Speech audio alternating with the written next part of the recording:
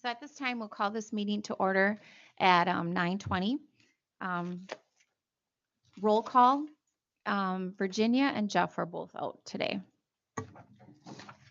And we'll move to the current agenda. Do I have an approval of the current agenda? Milty, I so move to approve the agenda as listed. I have a first. Do you want a second, Linda? I guess so. Second. I do have, Yes, go ahead. I do have one question though. On item number 4, approval of previous meeting minutes. Instead of previous meeting minutes, could you put the month there instead? How many are those, by the Because way, Tara? I had to go back and See what the previous ones were? decide which month I had to get, and I'm assuming it was September. Yes. Okay, so it would have been nice if, and now that they revamped the website, Yep. I do a little more checking. Thank It's you. new. Yep. So we'll make that change. And then is there anything else? Otherwise, I will say all in favor, say aye. It's good to go. Okay. No. Then approval of I'm sorry, that was agenda. Then approval of the previous meeting minutes. And we'll make that change on that. So do I have a first? I so move to approve. A second? Linda, do you second it? All in favor? Aye. Oppose? Then we'll go over to the monthly reports. So for our monthly reports, we've covered September, October, and November. I will start off with the scheduled appointments. So in September, compared to last year, as you can see, we were at 18 appointments. What we're finding as for the appointments, a lot of our veterans and our widows are not wanting to come into the office. Most of them are asking us to send any applications or burial applications and marker applications all via mail. They don't want to come into the office. So we've been chugging along doing more by mail. Tara's, actually had to get 2 more books of stamps because we're doing more by mail and phone. Very few will come into the office. So you'll see that our numbers for our actual scheduled appointments is down comparatively versus last year. And I thought the phone calls maybe would have been more, but they're kind of So, well, the phone calls. are a little. So our phone calls, because you got to realize that right now everybody thinks in the perception in the community, things are taking so long that they're just going to wait until COVID's done. We're getting a lot of, "Wait, Rob, when can we come in?" So I have to do my research. I'm doing everything else. I call for schedule appointment. Nope, I want to wait. Okay, cool. You want to wait. So then we don't have to get any contact for them for months. So does that hurt? Like if you are trying to do stuff because it's not moving along and it's just sitting eventually, and there's money involved, does that hurt or no? Or No. So okay. because when we will do our intent to files, which we can do through the mail, we can also do through email. And what that kind of date protects us, that gives us a year from the time that we actually sign the form until the time it actually can get adjudicated. So once I sign the intent to file, that locks in that month. So it will say, for instance, if I locked in one on December 30th of 2020, that's December of 2020, and it goes all the way till December of 2021, but they will still backdate it to the original intent. So we're not missing any pieces of the pie. It just gives us longer, and we're using that time frame to actually get everything done to allow them to come in for appointments when they feel comfortable. Okay. I mean, when I look at November last year to this year, it's about the same in everything, kind of. So is it just Walk-ins? walk-ins? No, but your phone calls. If Yeah. you're not a walk-in, you'd think it would come off of a phone call then.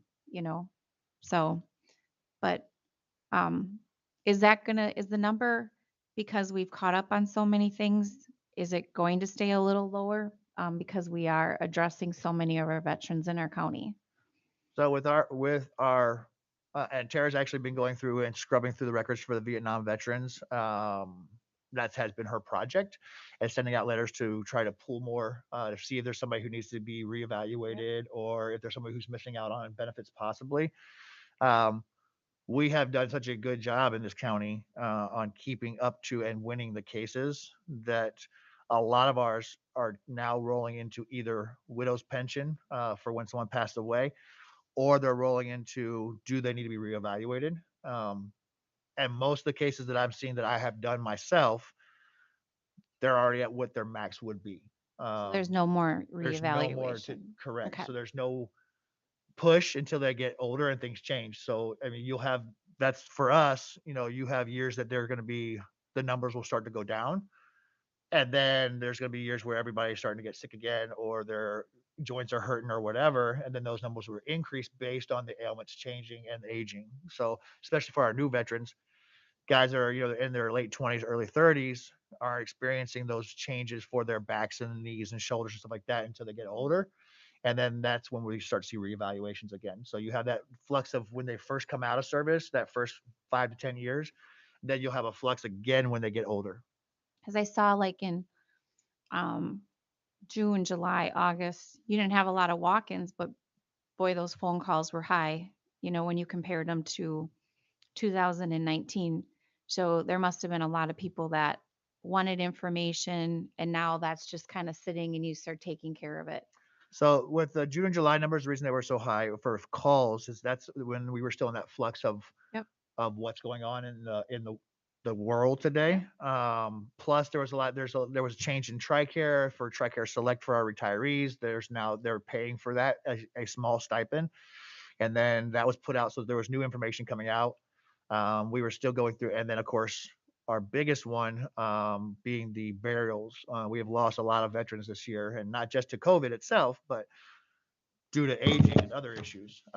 So we have seen an increase in our filings as far as for widows and for burial markers and stuff like that. And that's where you're looking at the numbers are increasing for June and July.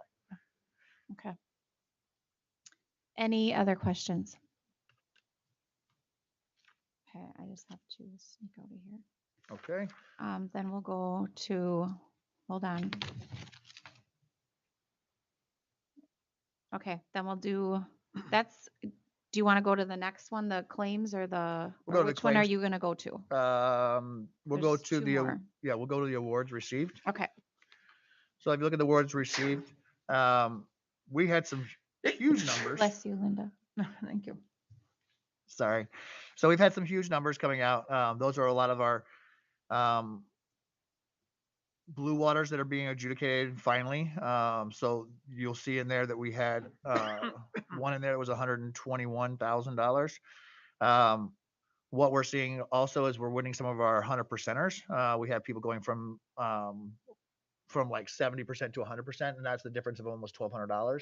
Someone going from 0 to 100% is $3,000. We're lucky enough that we're catching some of these, like when they walk in the office, we're filing right away, so there's no back pay, and we're doing the research that we need to do. So our numbers totaling for the year, as you can see in September, there was a lot of it coming back. You'll look at the death pensions that are coming through. That's what we were talking about before. And then in October was the Blue Water one that came out. We also have one that's going to be, that was in November. That was the 90 to 100, which we finally won.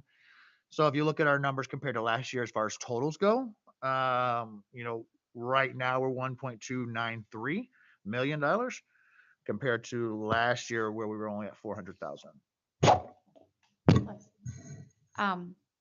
So I'm going to back up. So you said, like when you have to bring somebody from 40 to 50 or whatever. So do they have to come in to sign any papers, or can you do this over the computer? Or do you have, you know what I mean? Like have them sign, or do you just wait for now on some of these where you're trying to pass something through?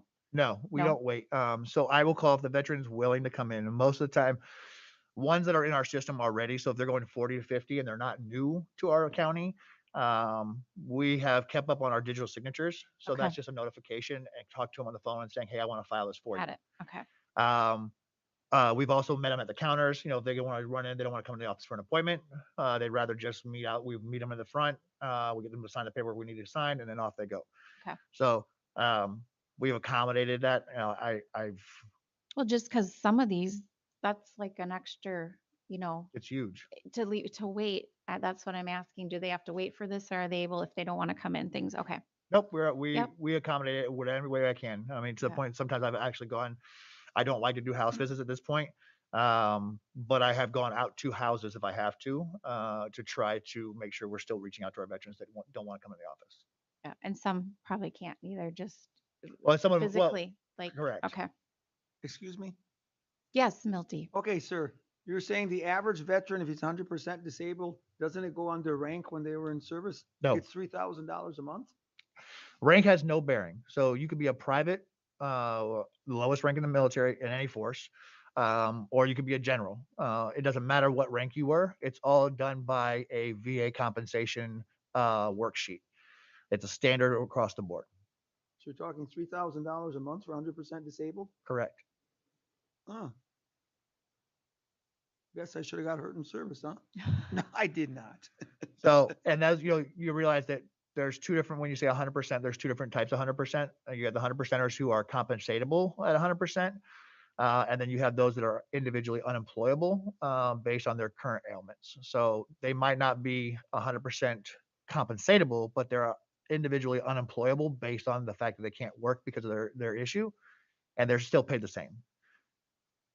So if someone is 50%, that's $1,500 a month, every month. Wow. It's a lot of money. Correct. Whoa. How long were you? I just did 2 years active duty and 2 years in the reserves. Okay. Back in the 80s. Thank you. I thought it was easy, Army life. So I guess in hindsight, I should have put in 20 to be getting a pension for not working too hard. So Well, the 20 years, if you look at 20 years, you would still, so are some of our veterans who are retirees and VA compensated for their disabilities. Yeah, that's significant. Depending on, and that, so their retirement is based off of their rank. yes. So that will never change. Okay.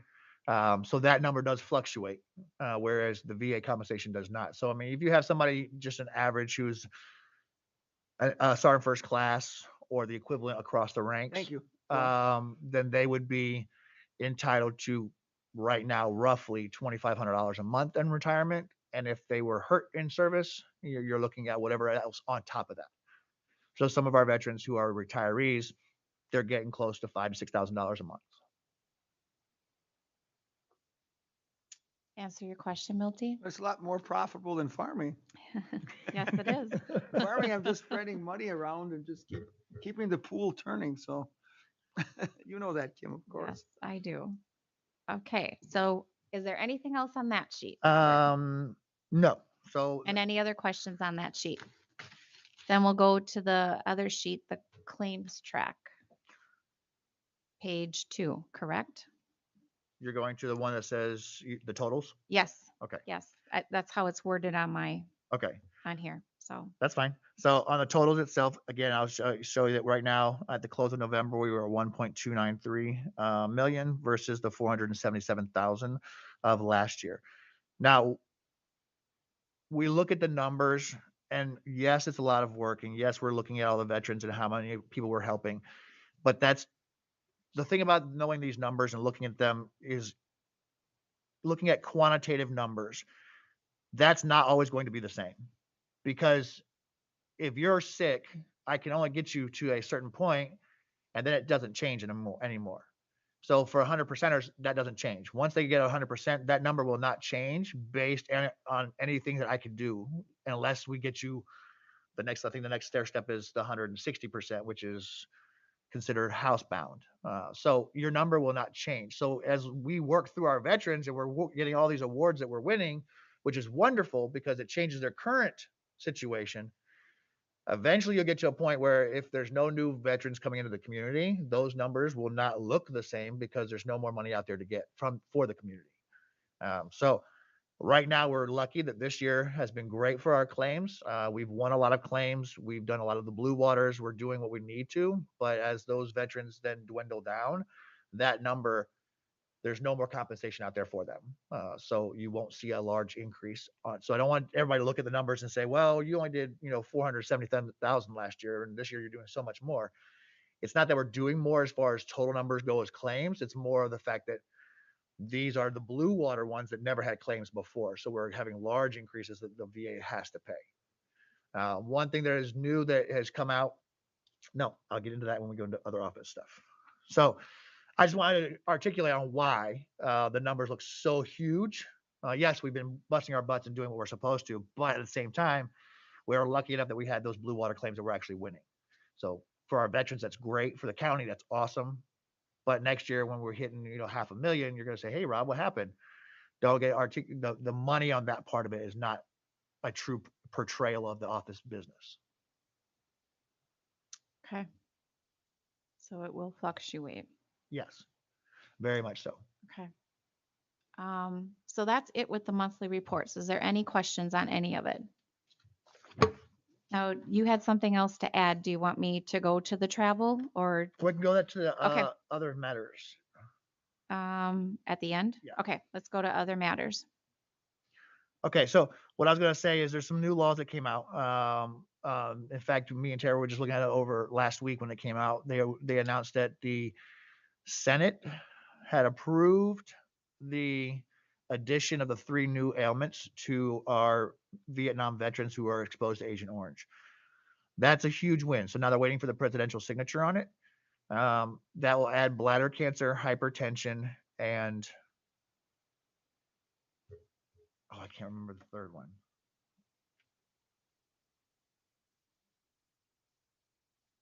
Bladder cancer, hypertension, Parkinson's, the Parkinson-like symptoms. So with that being said, that leads into next year's when we start filing claims. Once the president signs that into effect, that means anybody who currently has one of those 3 ailments, and for hypertension, that's a lot of the veterans for the Agent Orange. Then we will go back and do all the discovery and do those.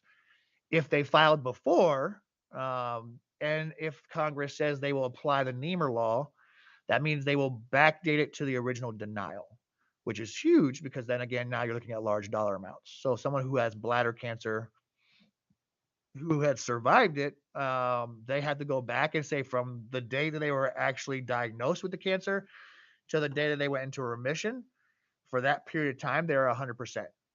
So if that was 4 years, then they are 100% at $3,000 a month for 4 years, and then they have to pay them for that. So if there's, as we were just talking about before, some of these that are at 100%, they could, They will not. If they're already at 100%, no, even if they were at, so cancer is an automatic 100. yep, Um, so even if they're at 100% and they have a new cancer, yep, that number doesn't change. okay, That no more money is added. okay. It's only the veterans who has and we have quite a few. I know right off the top of my head at least 6 that I can think of that have had bladder cancer in the past, have gone through the full treatment, the chemotherapy and everything else, and it's in remission. They will pay it 100% for the time that they were active cancer until the time of remission. And then after remission, they pay for any secondaries, which is anything that's left. So after bladder cancer, you have incontinent, flow difficulties. There's a lot of different other ailments that come as side effects of the cancer, and that's what they will rate them at. So they will go from 0 to 100, and then from 100 to whatever they rate for their secondaries. So it's potentially a lot of money for some of our veterans. Okay. And that is, it's approved by the Senate. Now it's in front We're of the waiting for the president. president's Okay. signature on it. Got it. Correct. Okay. And the last thing I'll discuss. So that's the newest news. The other one was the grant that was approved before the Wisconsin GI Bill, which a lot of our veterans have used, and their dependents, which is great. They also have a grant now that allows the veterans to apply, or if they're going to go out of state or in a program that is not UW. So before it had to be a Wisconsin-based school, the Techs or the UW system. Now it can be, if you're going to a separate program, you can apply for this grant, which pays the tuition up to a certain level, which is a new program that just got released this year.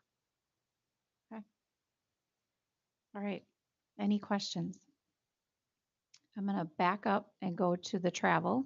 If there's any travel notifications at all, probably not. We're not traveling. Overtime. Nope. Okay. Then I'm just going to say that I wanted to have this meeting, and why I did want to have this meeting is because we haven't had a meeting since September. And I felt we were voted for the people to have a meeting to discuss things. So if the public sees anything, I don't want them to go online and say, Well, there's been nothing since September. That's not right. And Right. for our veterans to know that we care about them and we are discussing things on any topic, what it might be. So I am fine if, if it's every other that we want to meet, but I don't want to make a long stretch because I don't want the people in Kewaunee County to think that we don't care about this committee. We do care about this committee, Robert. So that's probably my biggest push for it. So is for the public and for the veterans. So So I would request from the committee that unless there's something pressing, really honestly, the quarterly meetings to me are more beneficial because we have a lot more information and knowledge to put out. If we're doing it once a month, really, unless something's changed, unless something's huge, or there's something I have to fight for, or there's something that it's the voice of the veterans community. And we say we listen to the voice of the veteran community. And as a veteran myself, I will say that I have a very firm grasp on what the veterans are saying. Um, if there's a concern that's been coming through my office, I would definitely say, okay, let's have a meeting for the agenda. Let's put it on there. I'll release it. Let's talk about it.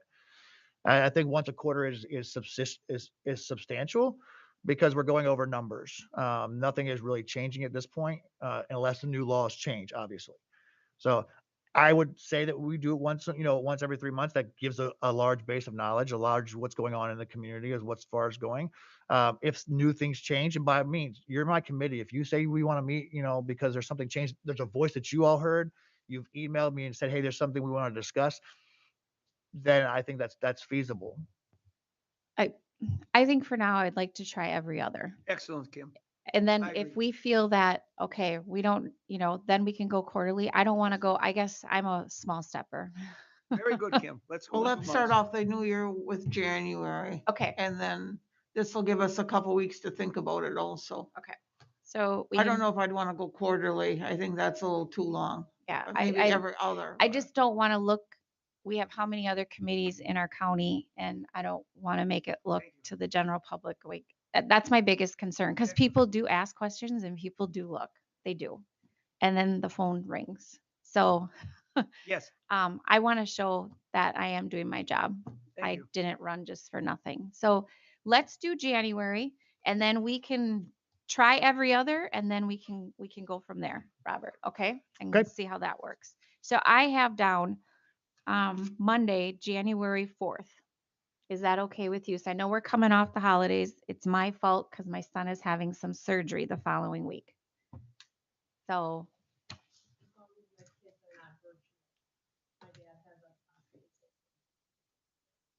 where's your kids? But I mean, are they Kewaunee? Mm-hmm. They are virtual that week. I know because I pushed that my won't son work. to get in because he's having surgery. Are you sure? Okay. Okay. So let's do right after 8:30. Okay. Well, I'm sorry, but I mean our meeting at 8:30 and then we'll go into it. And today was a half an hour, so I don't think it's going to take long. So let's plan on that. I know they're virtual because I had a talk with the school because I'm like, he's going to be out for a month. I need to get him in. So that's why I asked what school. I didn't want to impose, but I am too. I get it. So okay, so then January 4th, and someone will come and get you guys. Okay. All right. Um, any other things at this moment? All right, then if I have a motion to adjourn, I so Milty, move to a adjourn. first, Linda second. All in favor say aye. Aye. Opposed? This meeting is adjourned. Thank you. All Thank you, Kim. right. Okay. I think he's still on. All right. Thank you, you guys.